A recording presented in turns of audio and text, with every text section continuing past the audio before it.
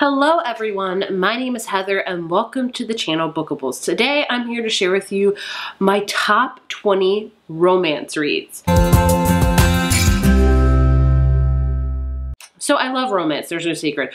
Romance and like thrillers are usually the two primary genres I read from. Those are like the most. I think in fact in my Goodreads, I think I've read like over 250 romances, which I know in the scope of like romance booktuber is not that much. It's a lot for me. So with that, I was like, I should really make a top 10. And I was like, oh, that is too hard. So I was like, no, I'll make a top 20, which was also very, very hard. There's a lot of amazing romance books that I've not included on this list that I really love. So putting this top 20 list was very hard. And I just went with feel of how it is. There's really no rhyme or reason until we get to like to the top 5, honestly. But these are just romance books that I love. I thought it'd be a great time to do it since Valentine's Day is coming up. And we always talk about love and romance. And I love romance reads. So these are my top 20. I'm going to try not to go into a lot of detail about all of them because we're talking about 20 books. So quite a lot. So I'm going to work my way 20 all the way down to 1. And like I said, 20, the spots 20 to like, honestly, like 5 are kind of just, they're not really in particular order. They're just some of my favorites. When it gets to like 5, moving on to 1, those are really the ones that I love and covet, which you can probably already guess what they are. Anyway, long enough intro, let's get into it. Coming in at number 20 is The Roughest Draft by Emily Wibberley and Austin Sigma Broca. This book got released last year. It was the author's duo's first foray into adult romance, and I think they did great. It's about two people that were co-authors. They wrote this great best-selling book. Things were great. Then they kind of split up with the author duoing. And now years later, they used to be best friends. They're not anymore, but they have to get back together because they have another book on their contract. So they go back to Florida, rent a house, and this book is like, if you want a book full of romantic tension and a whole bunch of yearning, this is the book for you. Also, if you want a book into the kind of dichotomy of writing a book, this is great as well. This one's polarizing. A lot of people do not like it, honestly. Like, I'm probably one of the fair few that do like it. But for some reason, I really, really enjoyed it. I love the tension. The miscommunication hit for me in this book. Usually, I'm not a big fan of miscommunications because I'm like, just tell what you want to say. Just say what you want to say. But I really enjoyed this book a ton, and it did make it into my favorites, honestly.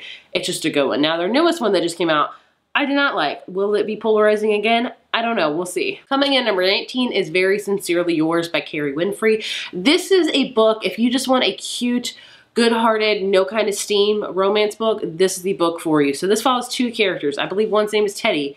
I forgot the other's name. But either way, Teddy is kind of like a mixture between Mr. Rogers and Jim Henson. He has like his own kids talk show where he has puppets and things like that on a local network. The main character, I forget her name, follows like him and she really likes it. And she just went through a really bad breakup. She's like, you know what? I'm gonna write this guy. I'm gonna write Teddy for advice because why not? So they start an email conversation. It's like a mixture of You've Got Mail, and it is just so wholesome and cute. I love it. It's like the 3rd book in the series.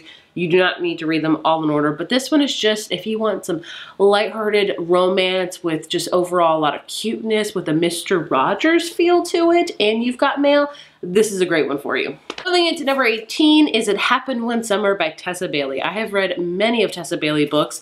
Sometimes they're hits for me, sometimes they're misses. I loved It Happened One Summer. This is great if you love the show Schitt's Creek because the main character is just like Alexis from that show. She's a rich, haughty girl that gets everything she wants till her stepdad's like, hey, you're gonna go up to like Northern Washington and run this dive bar in this really small fisherman town. And she's like, well, crap. And so she goes there and she meets a very surly captain named Brenton. Of course, they hit it off. Steam happens because all of Tessa Bailey's books are very adult, very mature, just so you know, but I love this one.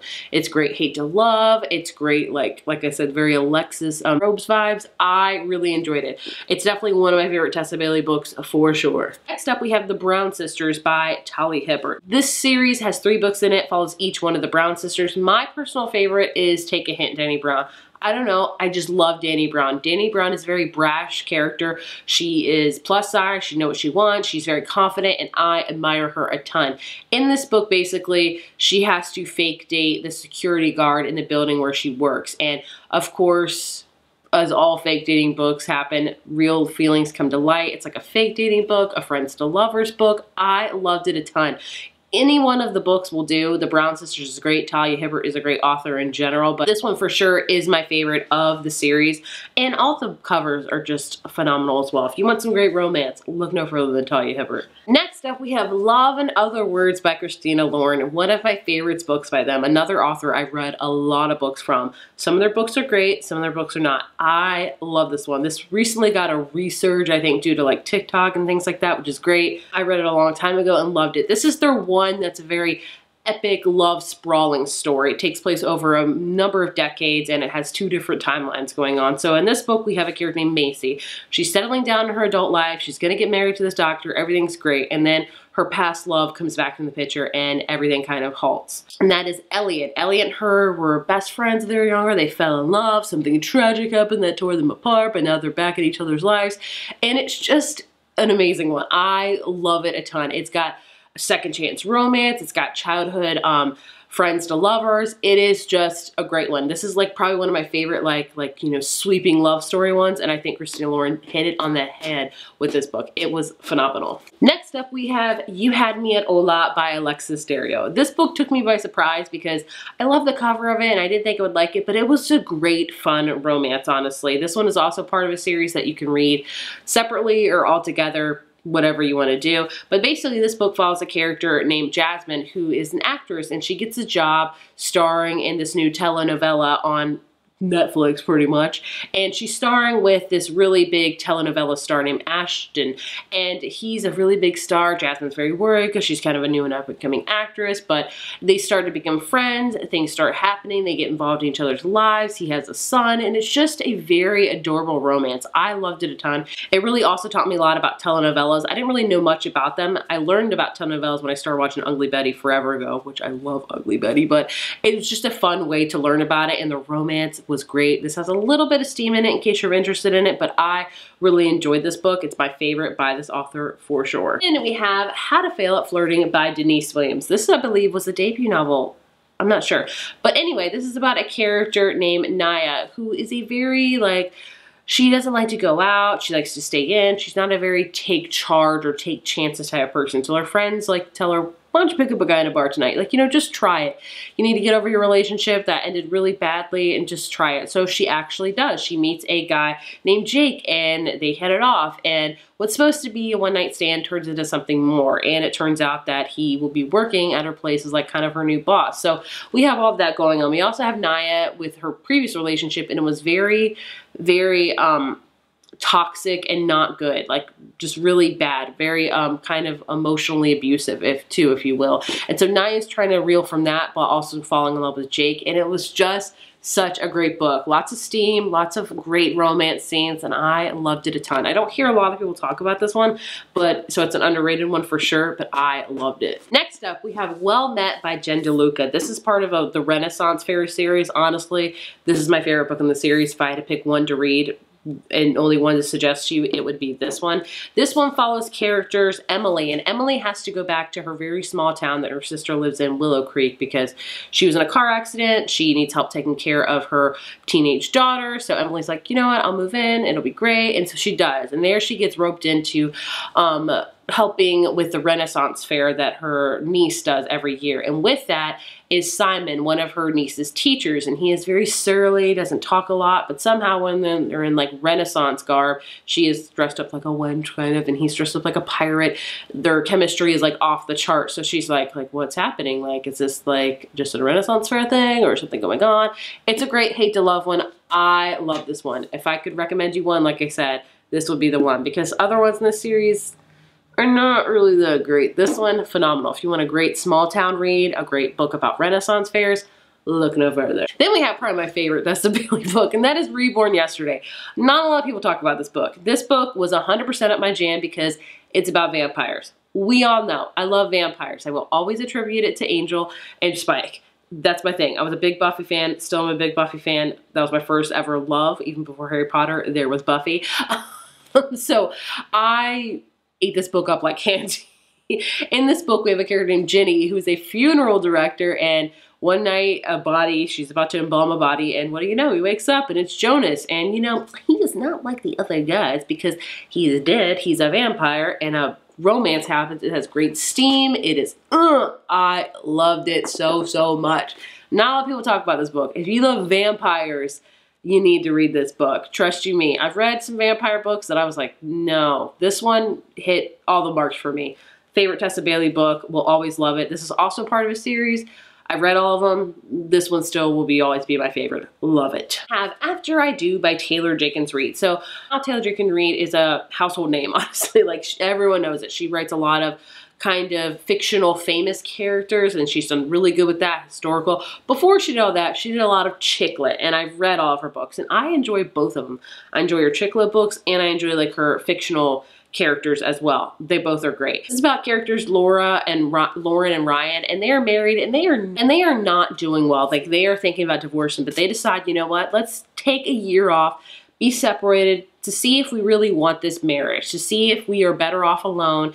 And so you follow each of them during this year of being separated, when they only really see each other while, like, because they still have a dog. And you get to see if they really want to be married, if this marriage is right for them. And I loved it a ton. I love a good book where it dissects a relationship, it dissects a marriage, and you get into the nitty-gritties of why you're involved in this person, why you're in the relationship. Is this worth it? Should this continue? I loved it a ton. The way it ended, I cried. I enjoyed it a lot. Next up, we have another underrated one, Kiss My Cupcake by Helena Hunting. I read this a couple years ago, loved it. Don't hear anybody talk about it. It follows two characters, Rowan and Blair. Rowan is, Blair's opening up her own like cupcake and booze shop, and she saved all her life to do this, and everything's going great until she learns that Rowan next door is like opening this macho man, kind of like hatchet throwing, plaid type of bar. And so they butt heads. They offer different coupons, and like they try to one-up each other constantly. So obviously it's a hate to love romance with a lot of steam, with some cupcakes. It was just great. I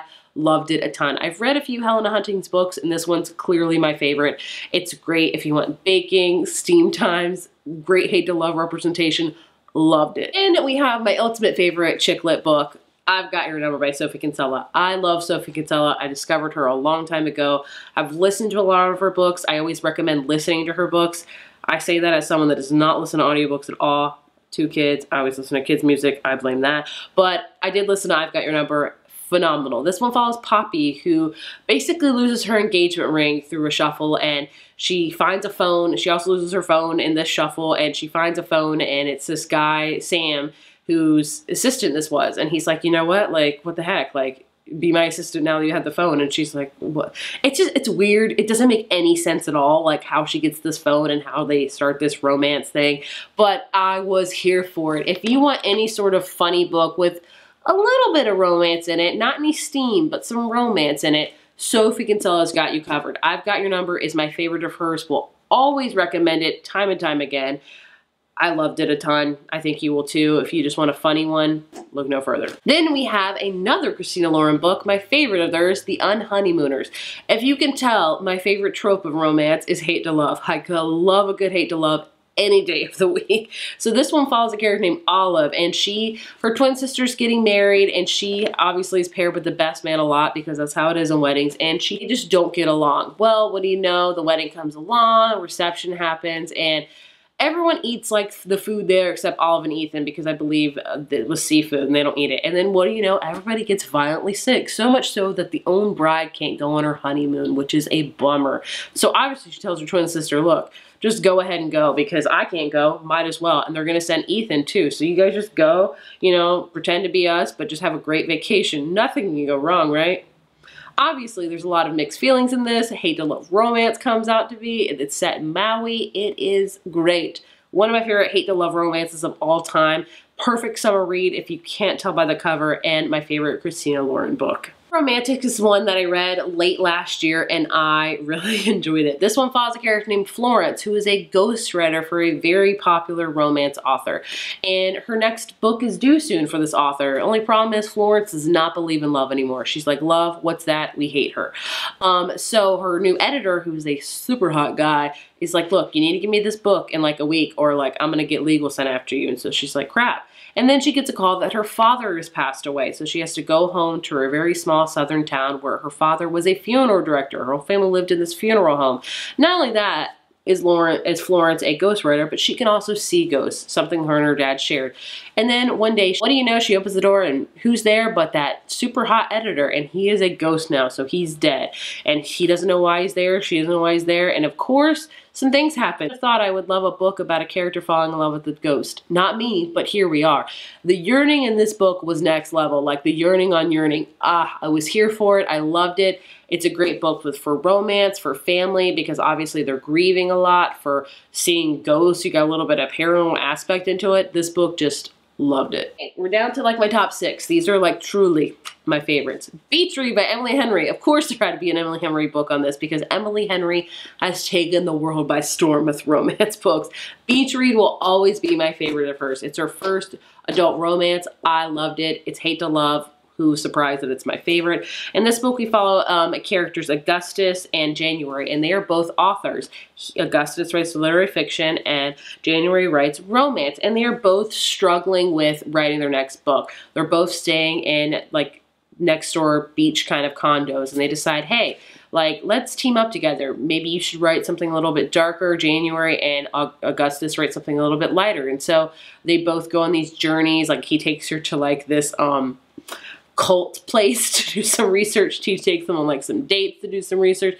It's a great book. This has a lot more than romance in it because January's doing a lot with her family as well as that Augustus is, and it was just overall amazing. Great hate to love romance. Loved it a ton. Definitely my favorite Emily Henry book. Okay, top 5. Here we go. The Kiss Quoting by Helen Huang. Oh, I love this book. Again, another book part of a series. Again, my favorite book is the first one. So this book, we follow a character named Stella who has Asperger's. So she does a lot of work. She doesn't get out a lot, and her parents are always forcing her to like meet people, be romantic. And she decides, hey, you know what?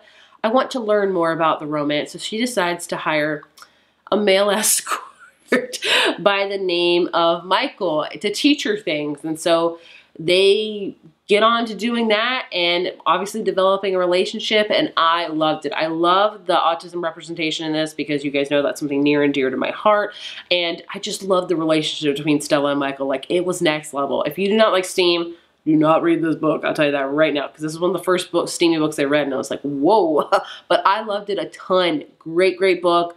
My favorite in this series for sure. Then we have Float Plan by Trish Dollar. I read this book a couple years ago. This one is not your typical romance book. I mention it because it is labeled as romance, and it does have romance in it, but I love this book. I fell in love with it. It's a very short book. It's about a character named Anna who loses her fiance, and I will tell you it's a big trigger warning for suicide in this book.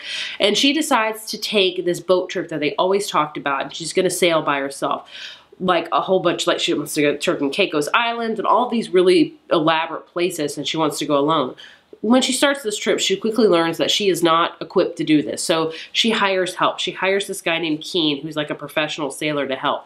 And Keen is going through his own struggles as well. Throughout this book, they go on this journey both physically and mentally together, and it's just a beautiful romance book.